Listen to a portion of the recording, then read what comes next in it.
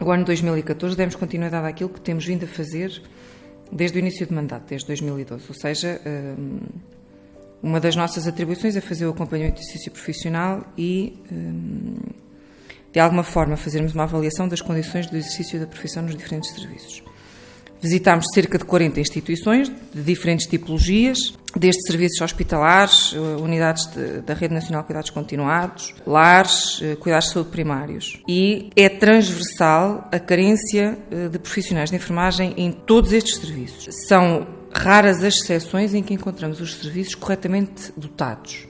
E é aquilo que nós verificámos em 2012 e em 2013, a percepção que temos é que as condições se agravaram significativamente. Dos 69 serviços que visitámos, isto em cerca de 40 visitas, estamos a falar de um universo de 655 enfermeiros existentes nestes serviços a prestar cuidados. E pelos cálculos que fizemos em relação às dotações, faltarão na globalidade nestes serviços todos cerca de mais 470 enfermeiros. Ou seja, teríamos que somar a estes 655 mais 470 para termos as dotações adequadas. E estes números são números reais, ou seja, não são a extrapolação de nenhuma fórmula, são efetivamente as carências reais daqueles serviços.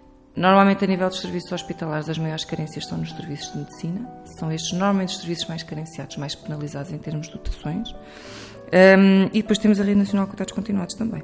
A agravar as questões relacionadas com as dotações, nós temos alguns locais de exercício, principalmente a nível dos cuidados de saúde primários, que não têm efetivamente condições para estarem a funcionar.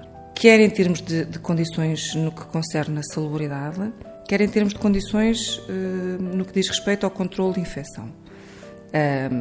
Que não têm circuitos definidos, por exemplo, para triagem de resíduos, que nem sequer têm condições adequadas para o acondicionamento de resíduos contaminados.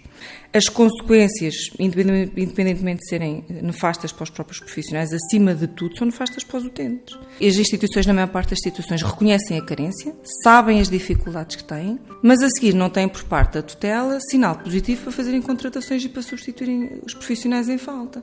E falamos não só nas substituições das aposentações, mas nas outro tipo de substituição, por doença prolongada, as licenças de maternidade. E isto vai deixando marcas nos serviços, vai deixando dificuldades acrescidas. Os problemas são diferentes dependendo da tipologia. Nós, a nível dos serviços públicos, aquilo que temos em termos de carência são mais em termos de recursos humanos. A carência na Rede Nacional de Cuidados Continuados também é grande.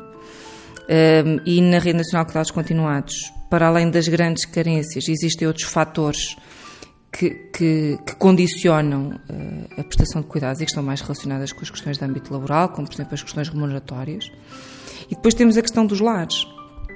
Os lares ou não têm mesmo cuidados de saúde, ou os que têm são escassos.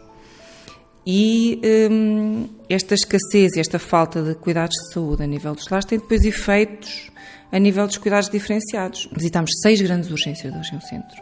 E em todas elas foi-nos referido que notam um aumento da afluência ao serviço de urgência por parte de utentes de lares que recorrem por agravamento das suas condições, da sua condição de base em termos de patologia, precisamente pela falta de cuidados nos lares.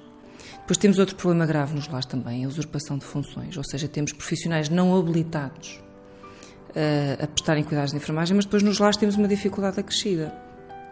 Se nos serviços públicos o acesso aos serviços por parte da Ordem, regra geral, não é dificultado pelas instituições, até porque as instituições, na maior parte das situações, vê a presença da Ordem, a colaboração da Ordem como positiva, não é?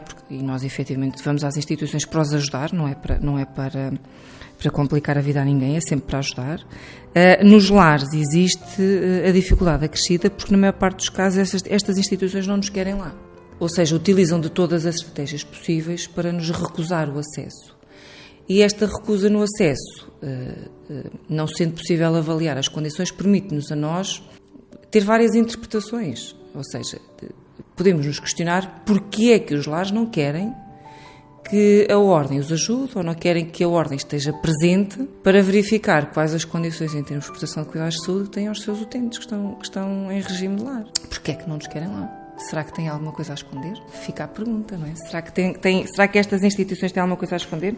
E temos tido várias recusas, quer por parte de instituições particulares, quer por parte de instituições como as Misericórdias, por exemplo.